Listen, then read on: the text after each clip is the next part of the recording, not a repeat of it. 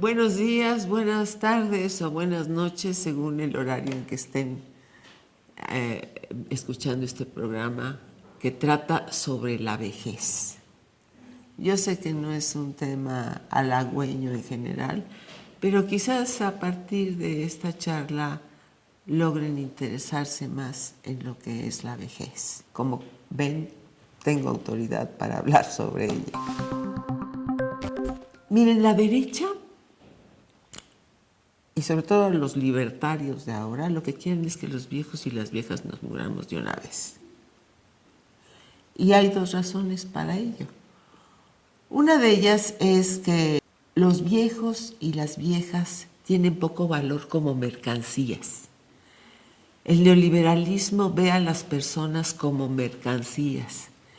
Y así como en tiempo de esclavos se fijaban cómo estaban físicamente y les veían los dientes y qué fortaleza tenían y todo, y según eso le ponían el precio, pues no, liberales también tratan a las personas como mercancías, y pues los viejos y las viejas no tenemos valor en ese sentido, ¿no? Y la otra razón, quizá la más importante, es que somos memoria. Es decir, podemos contarle a los jóvenes lo que en realidad ha pasado y somos menos susceptibles de manipulación.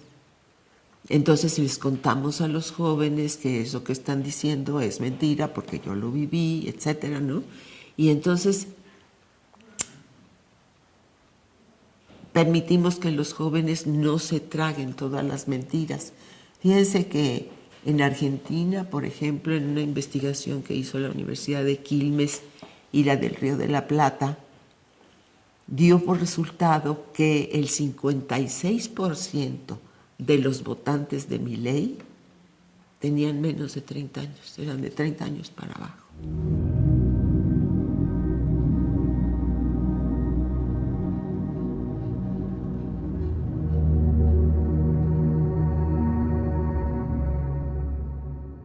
Por eso la derecha en México pues erradicó la historia y todas las materias relacionadas con eso, ¿no?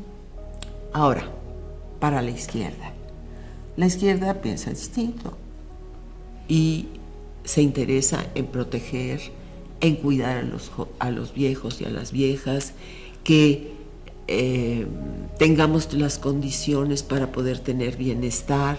Entonces por eso que se crean programas sociales, la pensión de adultos mayores, los cuidados de salud que van a tener a domicilio, incluso las políticas que hay en términos generales.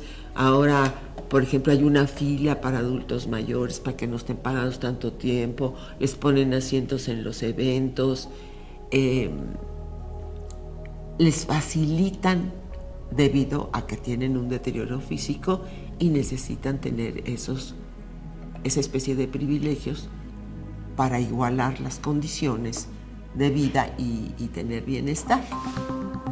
Ahora, y aquí voy a hacer una crítica a la 4T con todo mi cariño, en la que he luchado y siempre seguiré luchando, pero creo que es necesario que si alguien a través de este medio y que tenga, digamos, cierta influencia lo escucha, lo tome en cuenta.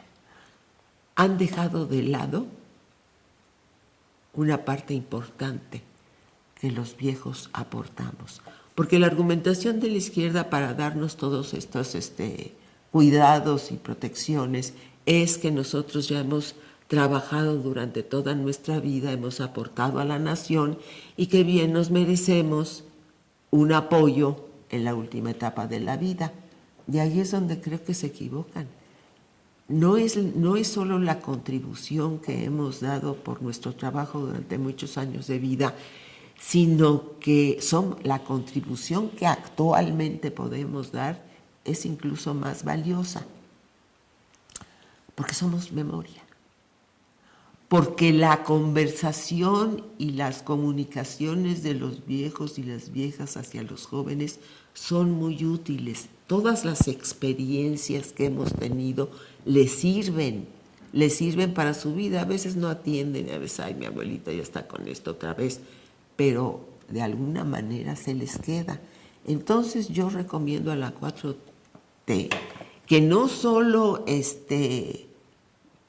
contemple que deben cuidarnos y protegernos, porque ya durante muchos años hemos trabajado y todo, sino porque hay una contribución actual, que no es precisamente empaquetar las cosas en el súper, es la comunicación que tenemos con nuestros jóvenes y lo que les podemos contar de los periodos que hemos vivido. Desde luego es muy importante que aprendan historia, ¿no? Pero si esta historia está acompañada de experiencias personales con gentes a las que queremos, esto se fija mucho más, ¿no? Hay una conexión, ¿sí? Porque cuando uno lee un libro, generalmente el aprendizaje que tiene es puramente racional. Sin embargo, cuando uno escucha al abuelo, a la abuela, al padre, a la madre contar una experiencia, esa idea está acompañada de un afecto, de una emoción, y así es como más se fija, ¿no? Entonces, creo que habría que promover esto, porque además esta relación familiar ayuda a fortalecer el tejido social que la derecha ha intentado desmembrar. Entonces, es importante que tomen esta contribución que los viejos y las viejas podemos hacer actualmente, que son la memoria. Nosotros podemos incluso comprender todas las edades, pues porque ya pasamos por ahí. Incluso hasta para hacer una maleta. Generalmente la abuela es la que trae muchas cosas por la prevención que tiene, porque ha viajado y ya sabe que en los viajes a veces no hay que comer, entonces lleva unas nueces, o las tijeritas, o las pinzas, o cosas, o la costura, o las medicinas que en un momento dado se puedan necesitar. El joven hace su maleta y luego pues, le faltan un montón de cosas, ¿no? Incluso tengo una nieta que sí es muy buena para hacer maletas, pero creo que ella se excede, porque pone de todo, porque claro, todo el consumismo, ya pone bloqueador, crema de antes, crema de después, crema de no sé qué, crema de no sé cuánto. Yo estuve en relación con el consumismo dentro de mi experiencia personal, porque estuve tiempo, he viajado por todo Estados Unidos y fui víctima de esa cosa del consumismo. Entonces podemos relatar, sí, yo viví eso, pero eso no conviene, porque ya lo viví, como fui víctima de Hollywood, ¿no? Por ejemplo, fui fan de Hollywood y todo, pero a través de la vida y de Disneyland y todo eso, y a través de la vida y a través de ir fijándome y viendo y teniendo experiencias, pues he modificado mi posición al respecto. Lo puedo entender porque compartí toda la cuestión del consumismo, incluso mi entusiasmo por Estados Unidos, que ya no tengo nada de entusiasmo, pero también reconozco las cosas que han tenido. En mi experiencia en el cine, por ejemplo, me di cuenta dentro de mi propia experiencia cómo era la hegemonía cultural que el imperio imponía, ¿no? Porque una vez tuve una reunión con un señor Valenti, que era del Motion Pictures of America, y entonces varios productores mexicanos fuimos a ver cómo nos coordinábamos para hacer películas y coproducciones, y me acuerdo que dijo: ¿y ustedes para qué quieren hacer cine si ya lo hacemos nosotros? Pues en ese momento me levanté y me fui. Entonces, a través de todo eso, de lo que he leído y todo, y todas las experiencias personales, son un tesoro. La vejez, si hubo una vida que se vivió bien, los historiadores, por ejemplo, no solo se basan para escribir en los documentos sino en testimonios de gente muy mayor que vivió tal o cual época, ¿no? Por ejemplo, nosotros tenemos dentro de los intelectuales de la 4T algunos que, pues que son ya mayores y que nos orientan mucho. Por ejemplo, Armando Bartra es uno de los intelectuales de la 4T que yo más valoro porque sabe mucho, ¿no? Y todo lo que nos orienta en la función de los conflictos campesinos y de los sindicatos, todo eso es muy valioso, pero también me gustaría que alguna vez nos platicara cómo vive o cómo vivió su contacto con ellos, con los sindicatos, algo como personal, que tuviera acompañado un afecto personal, ¿no? Díaz Polanco también es otro de los intelectuales que yo admiro muchísimo y que tiene obras importantes. También me gustaría que de vez en cuando nos contara cómo vivió el conflicto en República Dominicana y su vida. Siempre ha sido un luchador y un activista. Me gustaría que alguna vez transmitiera eso afectivamente, de manera personal. Fíjese cómo Andrés Manuel López Obrador, nuestro presidente, hacía mucho eso y entonces su lucha, si nosotros leemos la lucha de Andrés Manuel López Obrador cuando hizo tal y tal cosa, pero cuando nos cuenta cómo fue la caravana que se vino de Tabasco, cuando nos cuenta cómo se subía a un camión y le hablaba a los pasajeros y pasajeras y les echaba todo el rollo de cómo estaba México y cómo había que rescatarlo, y se bajaba del camión y se subía al siguiente y luego al siguiente, y así se pasaba horas. Cuando nos cuenta, por ejemplo, de lo de San Quintín, de lo del hombre de San Quintín, que la idea que se fijó en él acerca de cómo separar el poder político del poder económico fue porque un hombre de San Quintín le dijo. Bueno, esas experiencias sí nos dan una idea no solo racional, sino una idea afectiva de qué es la lucha. O sea, para los jóvenes, eso de los camiones les da mucha mayor idea de cómo es la lucha, de cómo se empieza. Y bueno, yo ofrezco disculpas, me van a perdonar ahorita mis autorreferencias, pero como soy sujeta del tema, pues puedo hablar de ello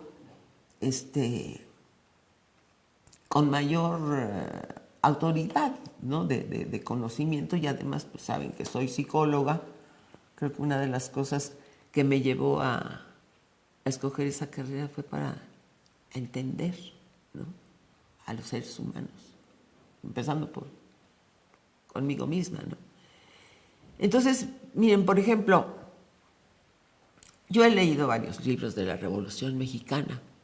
Sin embargo, el panorama o el cuadro que más siento acerca de la Revolución Mexicana fue lo que me contó mi abuelita, ¿no?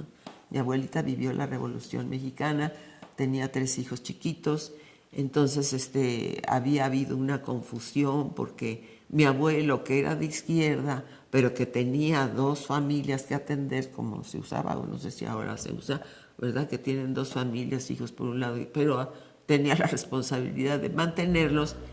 Resulta que 4 meses antes de que cayera Porfirio Díaz, consiguió un empleo y lo necesitaba mucho. Lo tomó, y cuando cae Porfirio Díaz comienzan a perseguir a mi abuelo por porfirista, que no era porfirista. Y entonces tiene que separar de la familia, huir. Y mi abuelita con 3 niños huyendo, y como me cuenta que llegaban los carrancistas y que llegaban los villistas, y que era una situación, y había hambre, y mi papá guardaba un pan para repartirlo con él y su perro. Todas esas vivencias me hacen ahora valorar que nuestra revolución afortunadamente es pacífica, porque la revolución que yo justifico, y estoy de acuerdo con ella ampliamente, pero en esa época tenía que ser armada.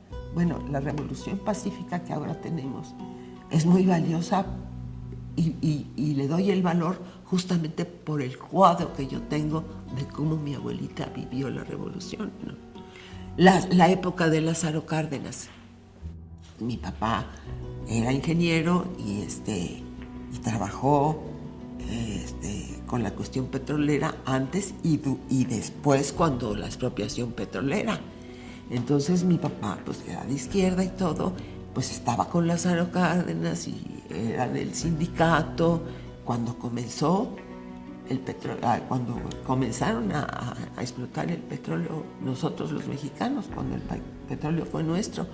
Entonces toda la visión que yo tengo de la época de Lázaro Cárdenas está complementada por estas vivencias que yo tengo de mi papá, ¿no? Y así tenemos que hablarles a los jóvenes de cómo fue nuestra experiencia en el 68, en la Guerra Sucia, en las elecciones de Salinas y Cuauhtémoc Cárdenas. Me acuerdo que era una situación muy emocionante el que pues se reunían multitudes, ¿no? en las convocatorias de Cárdenas, y el hecho de gritar Cuauhtémoc, Cuauhtémoc, o sea, ese nombre en el Zócalo, pues era muy emocionante porque además tenía esa referencia histórica, ¿no? Cómo vivimos la cuestión del Fobaproa, el cerco mediático, cómo en México hubo un apagón comunicacional en función de lo que pasó en América Latina. La gente no se enteró de eso y actualmente todavía no sabe nada de eso, porque hubo un apagón comunicacional, hubo una satanización de los medios de la derecha, ¿no? Y entonces incluso nuestros dirigentes de izquierda todavía tienen el chip que les metieron en esa época. Y mucho nos hubiera servido saber lo que estaba pasando allá y mucho nos sirve ahora para saber lo que puede pasar, ¿no? Los países de América Latina también vivieron un Fobaproa, porque las fórmulas de la derecha son las mismas. Pero es importante saber todo lo que pasó, ¿no? Cómo vivimos la cuestión del desafuero, cómo vivimos, lo sabemos, y ahora hay videos, pero el boca a boca, la experiencia personal, acompañada del sentimiento, fija mucho. Fíjense que casi todos tenemos la frase de, como decía mi abuelita, como decía mi abuelo. Y muchas veces, incluso aunque sea de un sesgo político, del que sea, las experiencias que nos transmiten nos da un marco muy importante que ya después se complementa con todo lo que estudiamos y cómo nos vamos conformando ideológicamente. Pero lo que puede contar un oligarca también es importante. A ver cómo vivía, cómo vive su riqueza, qué piensa de los pobres. Eso que nos cuenta es importante, independientemente de que no estemos de acuerdo. Muchas de las cosas que me contaba mi papá, pues veo que tenía muchos aciertos, pero también tuvo errores, ¿no?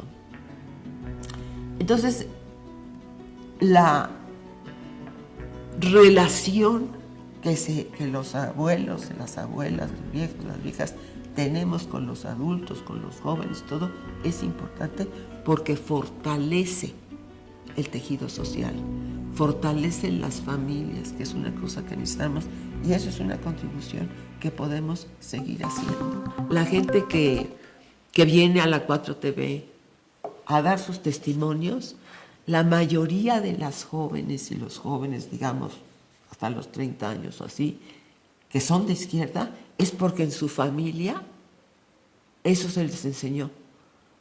Tienen un abuelo, una abuela, un tío, una tía que les abrió ese camino y entonces no fueron tan manipulables mediáticamente, ¿no? Es decir, porque cuando esos valores entran desde chicos y desde adolescentes, ya la frivolidad o la cuestión esta insulsa que tienen a veces los adolescentes ya no tiene tanto efecto. Entonces eso es muy importante, por eso la derecha quiere que nos duramos. Yo tuve la la experiencia de haber vivido en Nueva Orleans a los 10 años. Me tocó la época del racismo y la segregación de los negros, ¿no? Y me tocó que me subía a un camión y no me podía sentar en la sección de los negros. Luego regresé a los 15 años y ya eso se había quitado, pero vi cómo era el ambiente de los gringos blancos, ¿no? Que dejaban un asiento para no sentarse junto al negro. O sea, vi todo ese proceso. Ahora, todo lo que pasó con Rosa Parks, por ejemplo, ahora lo leemos en los libros, pero es importante que los que tuvimos esa experiencia se las contemos, ¿no? Tuve también relación, por ejemplo, con oligarcas centroamericanos que pues estaban apegados al imperio, como están ahora, ¿no? Y tenían a sus pueblos en la pobreza y lleno de repúblicas bananeras, pero también supe cómo pensaban, pero también tuve contacto con gente de la guerrilla, ¿no? Una muy querida amiga mía, colega, psicóloga también, murió de un bazucazo que le dieron a una reunión de guerrilleros que había en El Salvador. Por ejemplo, también tuve la experiencia de Yugoslavia porque me tocó pues poco antes de que la desmembraran y la partieran en pedazos, y pude vivir y sentir el ambiente que había en Yugoslavia antes de ser desmembrada. Estuve en Berlín un mes después de que se tiró el muro y pude vivir cómo era el ambiente de los alemanes en Berlín después de la caída del muro.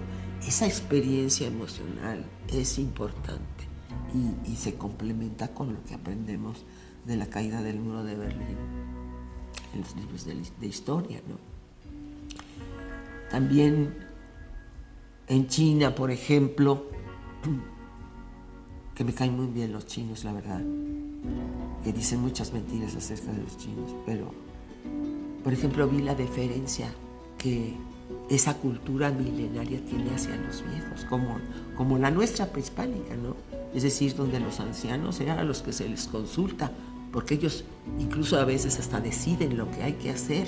Al anciano se le concede esa sabiduría por las experiencias que ha tenido. Por ejemplo, siendo mi madre de República Dominicana, pues pude enterarme de cómo fue la dictadura de Rafael Trujillo, porque ella tuvo que huir y se fue a Cuba, y en Cuba se encontró con Batista, entonces pues se vino para México. Y también tuve la experiencia de conocer a Leandro Guzmán, esposo de María Teresa Mirabal, de las hermanas Mirabal, que recientemente hemos conmemorado el Día en contra de la violencia contra las mujeres, que es precisamente porque a ellas las asesinó Trujillo después de una visita que hicieron a la cárcel en donde estaban sus esposos. Bueno, pues el esposo de María Teresa fue muy amigo de mi familia, y cuando vino a México, Cuauhtémoc Cárdenas lo ayudó y le dio trabajo en la villita cuando se dedicaba a la ingeniería. Y incluso el relato que escuché de un dirigente, que no voy a decir su nombre porque es una gente pues valiosa para la 4T, pues dijo algo que no es cierto. Y entonces me molesta un poco porque dije, eso no es cierto. Yo tuve acceso a la fuente principal y sé que eso no es cierto, ¿no? Entonces no hay que inventar, pero sí hay que contar nuestras experiencias. Siendo supervisora de terapeutas, pues yo soy psicóloga y me dedico 40 años a la psicoterapia. Y cuando uno está en ese ejercicio, generalmente cuando comienza uno tiene un supervisor que es un psicólogo con mayor experiencia que le ayuda a uno a revisar los casos y va a dar orientación. Bueno, cuando me tocó ser supervisora, después que daba yo las recomendaciones sobre cómo estaba tratando el caso, en teórica y práctica y todo, al final lo que siempre les decía es vivan. Es decir, les hace mucha falta, además de leer, vivir. Porque si tú no tienes experiencias de vida, muy difícilmente vas a poder comprender a tus pacientes, entender lo que les pasa. Tienes que vivir. Entonces un psicólogo, además de estudiar, tiene que vivir. Y los que nos dedicamos a la lucha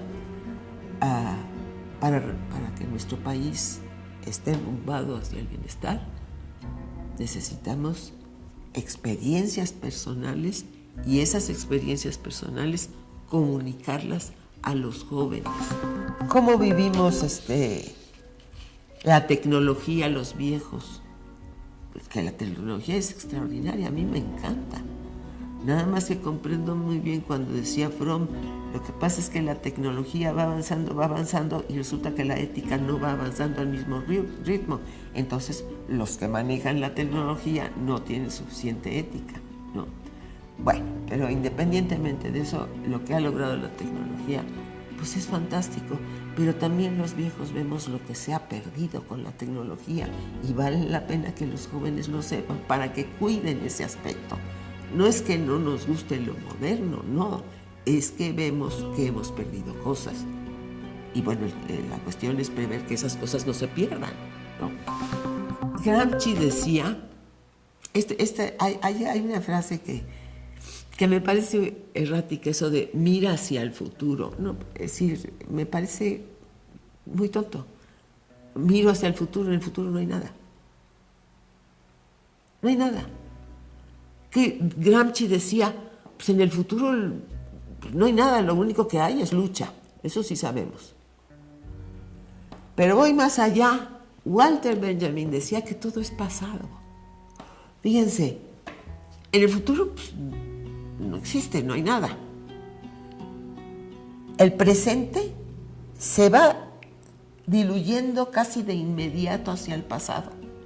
Entonces nosotros tenemos que tener nuestra mirada en el pasado para ir actuando en el presente para las reivindicaciones que el ser humano tiene que tener en función del sufrimiento que ha tenido y inmediatamente se convierte otra vez en pasado. Entonces, caminar hacia el futuro es caminar mirando allá al pasado para ir reivindicando todas las cosas en las que nos hemos equivocado y ver en las que hemos acertado. Y esa idea a mí me parece muy importante. Por último, les voy a hacer una recomendación de esta abuela.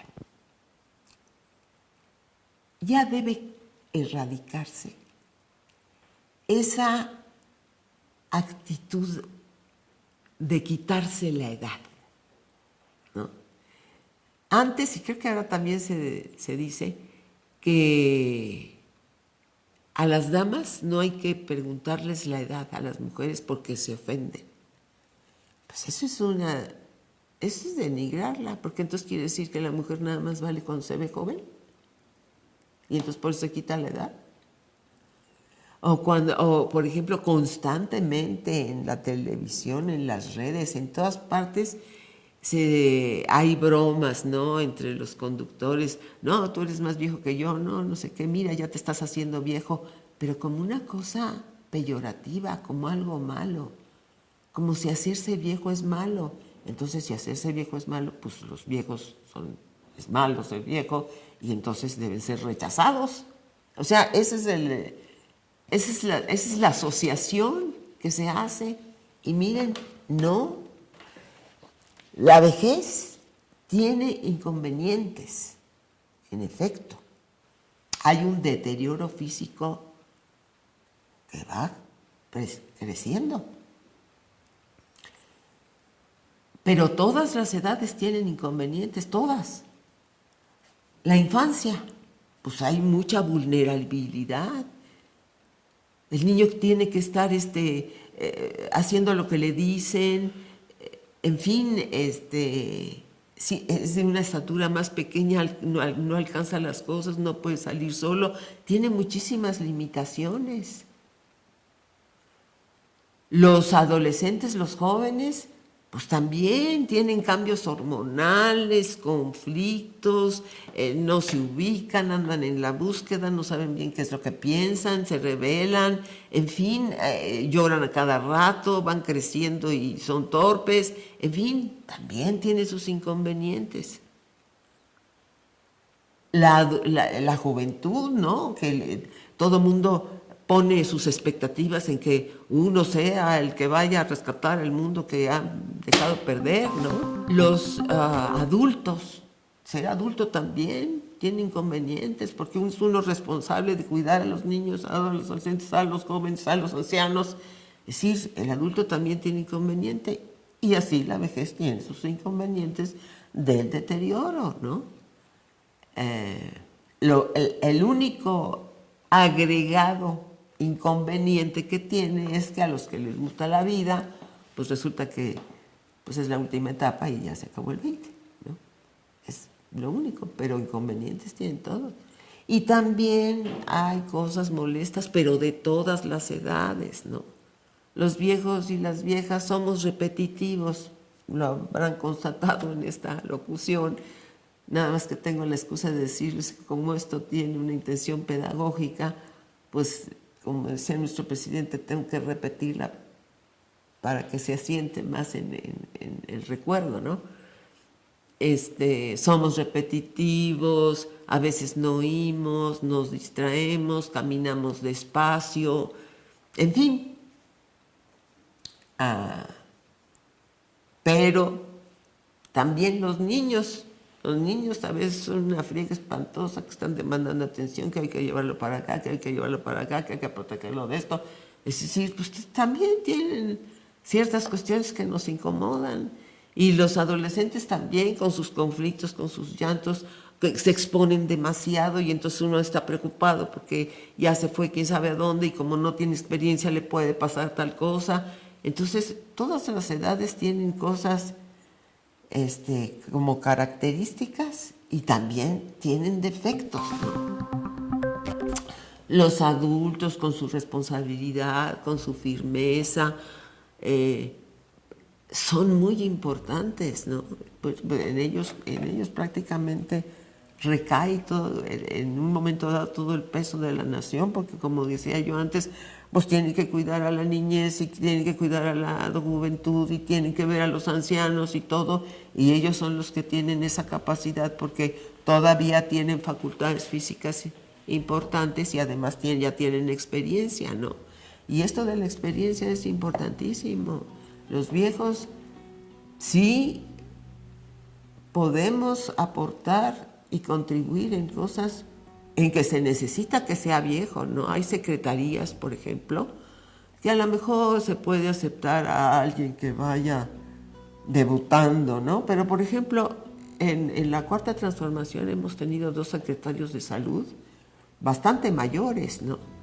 Y qué bueno, porque con toda la experiencia médica que tienen, pues tienen una fortaleza muy fuerte para, perdón por la redundancia, para manejar esa secretaría.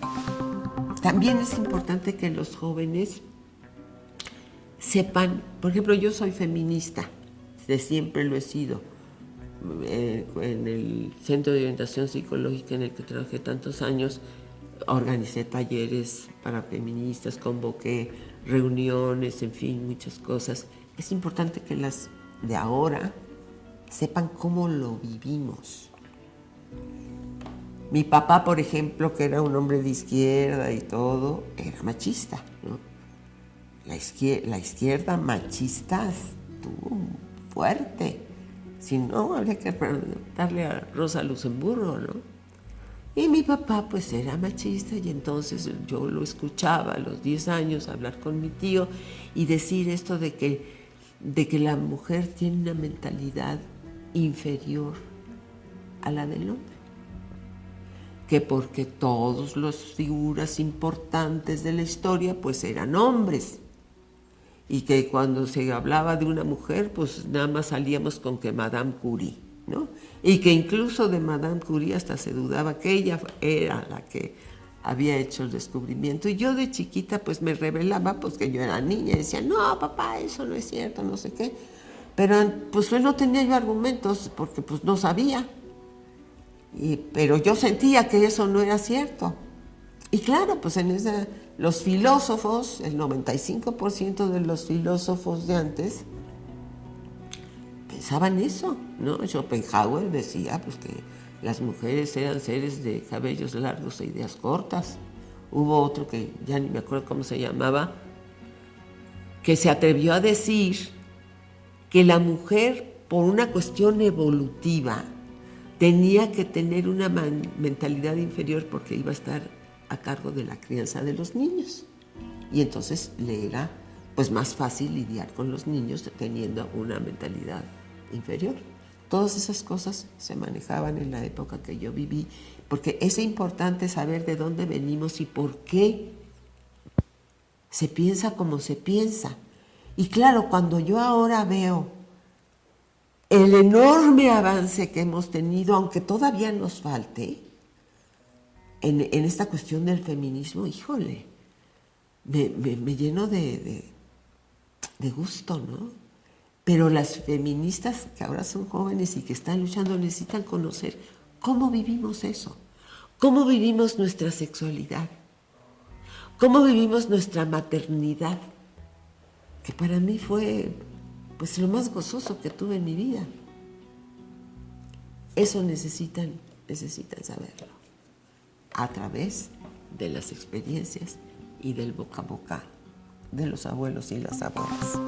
Si bien los viejos y las viejas agradecemos muchísimo a la 4T el hecho de que nos cuiden, de que nos protejan, de que nos den los apoyos para tener una vida digna a partir del trabajo que hemos desarrollado durante toda nuestra vida, tomen en consideración que estamos contribuyendo o que tenemos que contribuir, seguir contribuyendo en esto de fortalecer el tejido social a partir de transmitirle a los jóvenes nuestras experiencias, y que es importante promover ese diálogo intrafamiliar de todas las edades. Incluso a veces es necesario reunirnos con nuestro grupo de pares, ¿no? Es decir, los niños quieren estar con los niños, los adolescentes con los adolescentes, los adultos con los adultos, y los viejos también queremos estar con los viejos. A mí, por ejemplo, me pasa que siempre estoy rodeada de jóvenes y de repente ya quiero un viejito, por favor, una viejita con cual platicar, porque de esa manera nos sentimos mejor. Pero el diálogo de todas las generaciones y que los abuelos puedan contribuir a la fortaleza del tejido social es muy importante para la transformación. Entonces, ahí se los dejo. Si les gustó esta charla, por favor pónganle me gusta, por favor compártanla y hasta luego.